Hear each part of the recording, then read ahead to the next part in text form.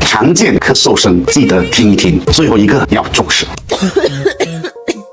干咳无痰，咳声清脆，这种可能是慢性咽炎过敏性咳嗽。时刻有痰声，喉咙里卡着痰，这大多是下呼吸道感染引起的，可能是肺炎或者支气管炎。犬吠一样咳嗽，咳嗽发出的声音像小狗叫，这种可能是急性咽炎，这个发病时间快，如果伴随这些情况，一定要及时就医。